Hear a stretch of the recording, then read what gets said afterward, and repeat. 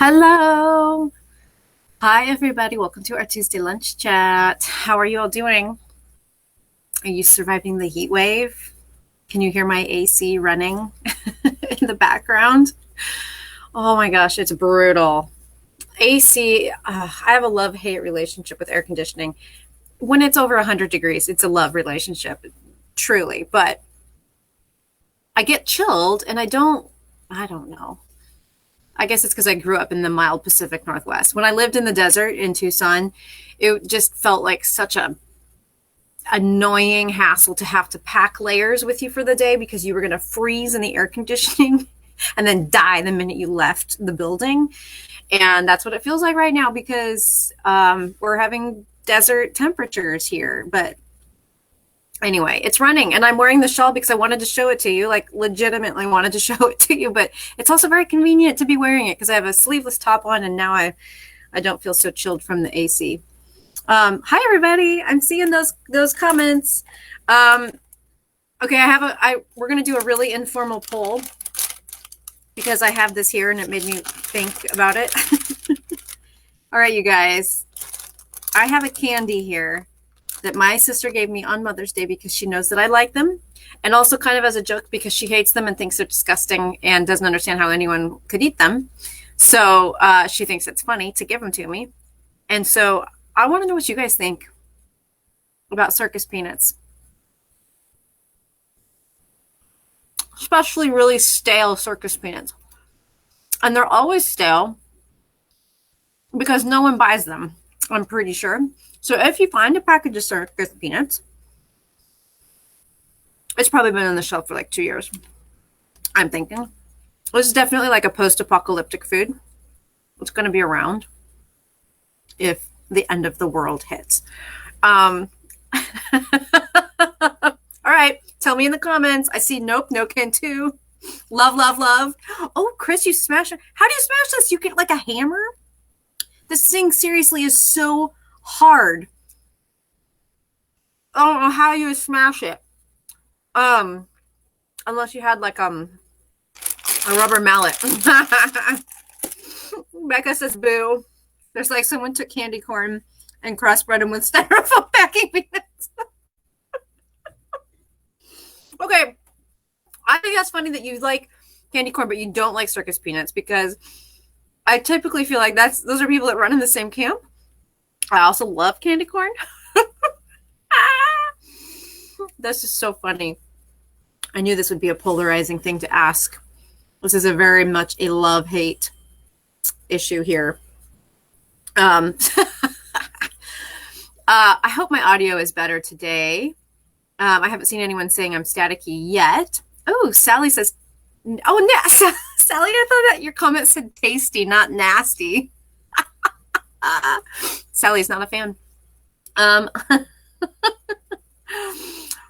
Pro candy corn, anti circus peanuts. Okay, so my assumption that those two things went hand in hand was clearly erroneous. But all right, that's enough of our informal poll. Thank you, Heidi.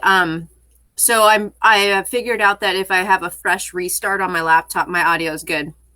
But if I've had my laptop running for a long time and I've done other apps that require audio, like maybe like a Zoom meeting, etc., or maybe even a previous Facebook Live, then it gets weird and staticky. I don't know. Makes no sense. Except when I'm eating circus peanuts. Yeah, that's probably not the best audio choice for a live video. This is not ASMR. So it's really rude that I'm eating this. So I'm almost done. So I'll go. Snacks with Sarah is now over. I had to wander around the shop today to figure out what I could talk to you guys about or show you that would be fun, because every single thing I'm working on right now, which is a giant bag full of small individual different projects, they're all things I can't show you yet, which is so annoying. So totally annoying. But that's just how the cookie crumbles. But I saw this, and I'm pretty sure we didn't really go into it. If I did show it to you, I didn't show it to you for like a good deep dive. and maybe didn't even show it to you at all. So we're going to talk about it today because it is so beautiful. And this is one of those patterns that is a great illustration of something that you would not look twice at on Ravelry because the cover photo is very underwhelming. So let me drop that link into the chat right now. This is called Hilbre, Hilbre. And I thought that I put it in the chat, but I don't see it. There it goes. Okay. So this is a really lovely shawl designed for the Rowan Softyak DK, which is what Jill knitted up in. I didn't make this. Jill made it. She did a beautiful job. It takes 5 balls of Softyak. So here's Softyak in the gold color, which I love. So this yarn is really cool because it's an 85-15 cotton yak blend. And as you probably know, yak has this natural brown color. Can you see that coming through there in the fiber? So when you dye yarns with yak blended in, they get this depth to them from that brown that doesn't dye the same. And I love it. I just absolutely love it. Plus, it feels really good. So as someone who's not a fan of a lot of cotton yarns, this is one that I absolutely love. The yak is such a good fit for cotton. They have short staples, both of them. And so they're surprisingly good bed mates in a yarn. So I got to turn off. Sorry. My watch is dinging and I forgot to turn it on silent. So there we go. So that's what we have our sample in, is actually what the yarn was designed in. Oh, and I was just going to drop a link in to our DK collection because I'm going to show you my other choices for this shawl if you wanted to just do it in something else.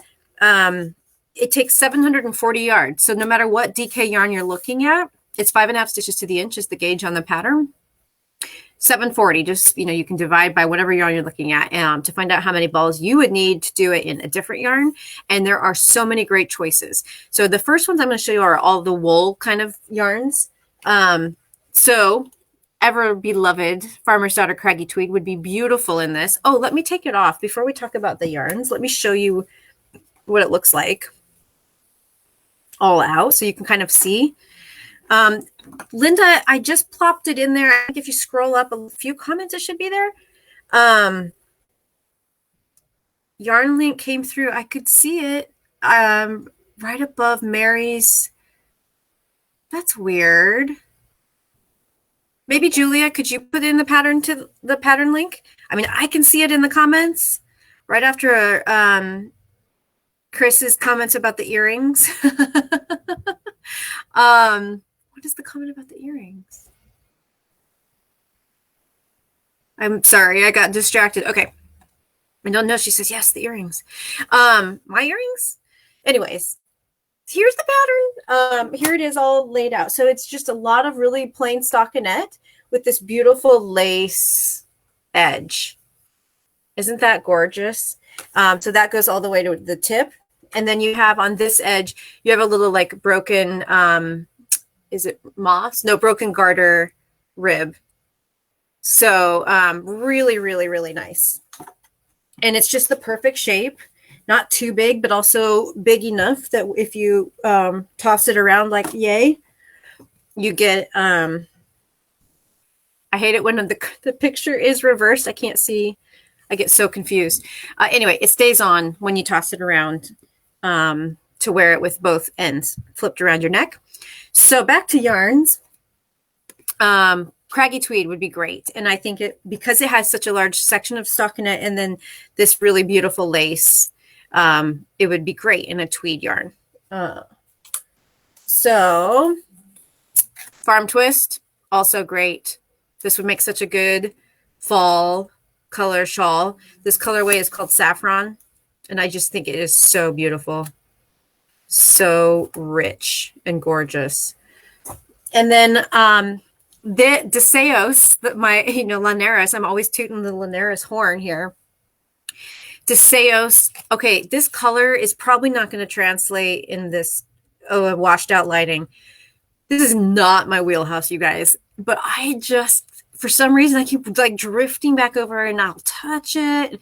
It is this funny minty aqua color but there is depth in here that you probably can't see in the lighting. It's got this subtle variation because it is a hand dye. It's so beautiful. And I just think it would make a really pretty summer colorway, even though it's 100% wool. Obviously, here in Oregon, in the nights and the mornings, you need something to wear that's not, especially if you're wearing like a sundress. Maybe not when it doesn't get below 70 overnight, like last night, but typically you do. So that's why I pulled the Deseos. And I have this on so cattywampus that now it won't stay. Let's see if I can fix that. There we go. Much, much better. Okay, so then moving on into some non-wool options or wool blend options. Of course, the brand new Mad Tosh wool cotton is going to be perfect for this shawl. This would just be absolutely perfect. I love it. I love it. And then also we have another wool blend option, the wool pop. So this is, instead of half wool and half cotton, this is wool and bamboo. And this stuff is like slinky delicious. And it's got that really cool effect where the bamboo doesn't take the dye in the same way. So it's a little shinier. I don't know if that's coming through, but I'm going to pretend it is. So it's just extremely, extremely lovely knit up. In other blend options, of course, Fiber Company Luma, which is 50% organic cotton. I'm sorry, 50% wool, 25% organic cotton, and then 15% linen and 10% silk. So that would be a really lovely all-season option. And then we have just full-on plant options. There we go. Summer silk from Barocco, which is just to die for, soft. It's a cotton and silk blend. It would be beautiful in this. And then, of course, good old 100% organic cotton, Fibra Natura cottonwood, which comes in these really bright kind of Miami Beach, happy, saturated colors that would be so beautiful for a summer shawl. So that's the roundup on options if you wanted to... so confused. If you wanted to make your own Hilbre shawl, which is just such a great summer shawl. All right. Looks like we got the we got the link. Oh, I forgot, Julia, you're not even here. I forgot you're still on vacation. Thank you, Heidi, for dropping the link in. She think Julia's comment impaired. Sandra says she's hooked on the farm twist.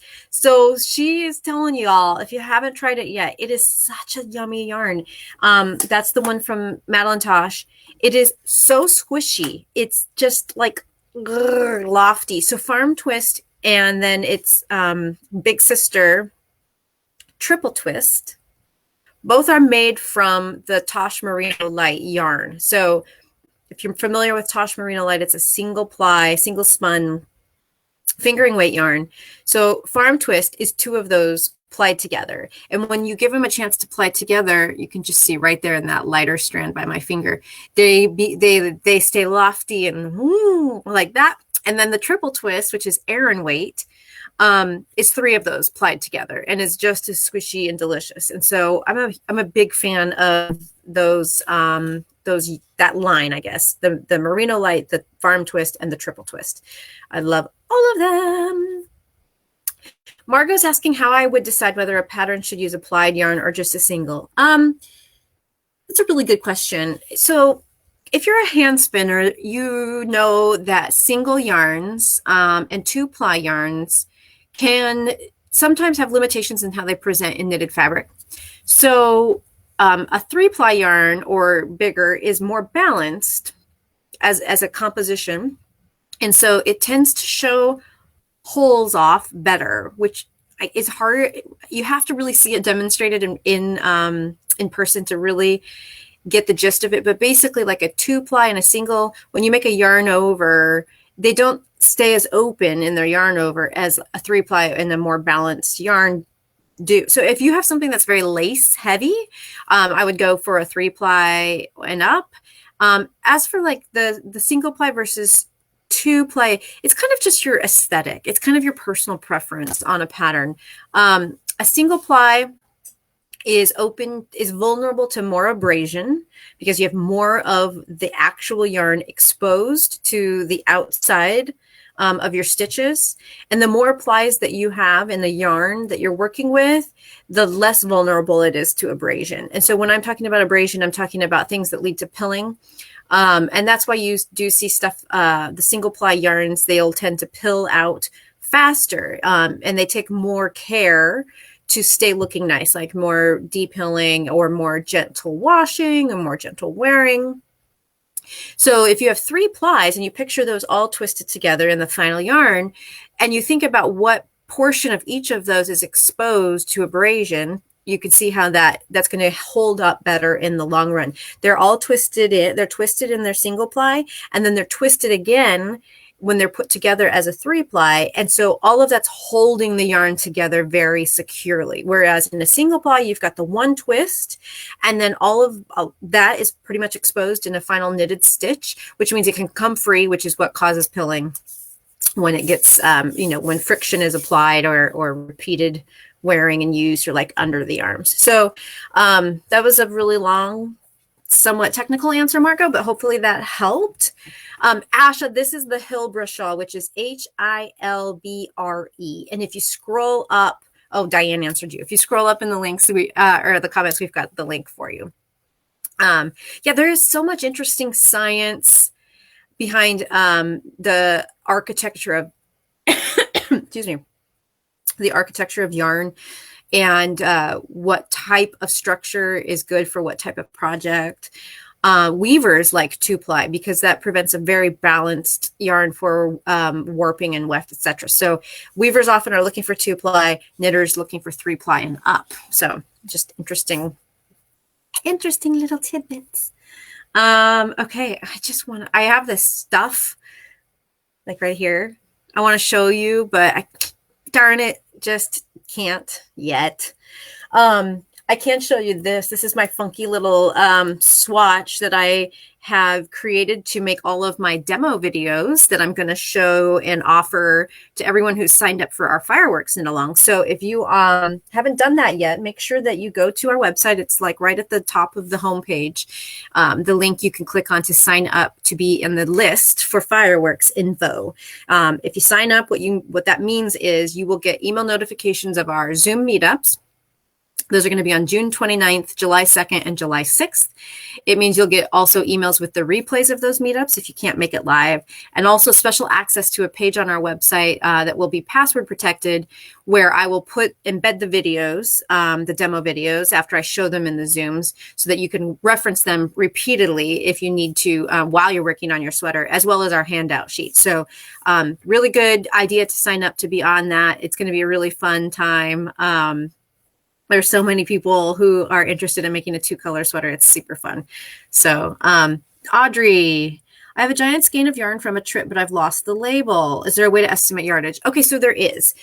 One of the ways that you can estimate the yardage, Audrey, is to use a wraps per inch tool and figure out how many wraps per inch that yarn gives you. And then once you know that, you get a general sense of the weight category of that yarn, like DK, worsted, etc. And then from there, you can extrapolate in a very general sense and weigh the total skein and say, okay, this weight of yarn tends to get in this range of yardage per 50 grams or per 100 grams. I have 150 grams. I'm going to roughly have this many yards. There's always like some outliers in this, right? Like this is your very general norm, but you have stuff like cotton that weighs more per weight unit, like yard has less yardage per weight unit because it's a heavy fiber versus other things. And of course the structure also matters. So if you had a yarn that was like Softyak, that's like a chainette, those tend to be lighter weight, and so you have more yardage than is typical for a 50-gram skein because there's so much air in the creation of that yarn. But all of that is to say, there are some general rules, and if I'm happy to help you with that, if you you can do, so wraps per inch is very cool. You don't even have to have a special tool. You can use a pencil. You just make a mark, at a 1-inch mark, and you see how many wraps you can get in that mark. I'm glad you asked this. I've actually got a whole course coming up this September. It's a bit of a stash course, but we talk about identifying those unknown yarns. It's even going to include a wraps per inch tool. But if you Google wraps per inch or how to measure wraps per inch, you'll be able to find a couple tutorials that like you could use stuff around your house to figure it out. And I'm happy if you want to send me what you figure out, like the weight of the skein and the wraps per inch. I'm happy to help you like extrapolate and at least narrow down how much yardage you have. Especially if you have a hint about what kind of a fiber it is. Like if you generally know it's wool or alpaca or whatever. Yay! Just checking the comments. Your Fiat and wool cotton is so much lighter than the Lucky Tweed. Oh, yeah. Well, so Lucky Tweed's a really hefty yarn. So that doesn't surprise me because it's so bulky in its woolen like form. There's less yardage. So like if you notice the yardage on Lucky Tweed is 200 yards per 100 grams. That's a little bit low for a typical worsted, which means that this yarn is a bulkier yarn, or it's like a heftier yarn. This is my go-to face when I can't figure out how I want to describe a yarn. I'm gonna go.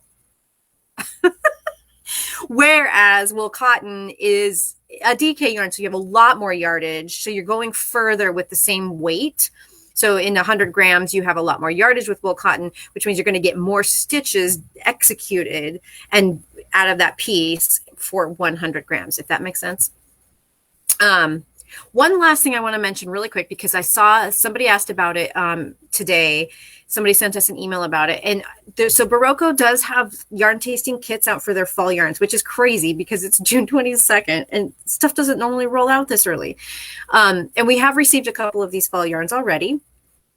But I haven't put the tasting kits out because we will be doing our full yarn tasting like we do every season. And that is like 20 plus yarns that are all brand new for our shop. It will include the 6 Barocco yarns. So I didn't want people to accidentally like double up and buy the Barocco tasting and then turn around and get 6 duplicates in there, not another hat tasting. So if that's something you're interested in, if you've seen the Barocco promotions for their tasting kits, and you are typically do our yarn tasting, or you think you might like to do our yarn tasting, then you can skip getting the Barocco kit alone. It'll all be in the full tasting we do here at the shop. So that I just wanted to put that out there in case people saw that and were wondering why we weren't offering or didn't have them on our website. Oh, wool balance. Sorry. Okay. I was thinking you were talking about the Tosh and you're talking about the wool balance. Got it. I would guess it's because of that. Lucky Tweed isn't a typical commercial structured yarn. It's a woolen spun and it's a little heftier. So I would guess that's what it boils down to. Okay. Well, this was fun. I love talking about yarn. Can you tell? Well, thanks for tuning in, everybody, and I hope you have a lovely week. Please stay cool or check on your neighbors without AC if you're living somewhere in this giant portion of the country that's having a heat wave right now. It's going to get really ugly. Up here in the Pacific Northwest, air conditioning is not a given, especially in older homes, and so 114 degrees is nothing to laugh at. It is going to be bonkers. But so check on your neighbors, make sure everybody's drinking lots of water, and knit in the air conditioning. I plan to. All right, everyone. I'll see you Friday. Bye.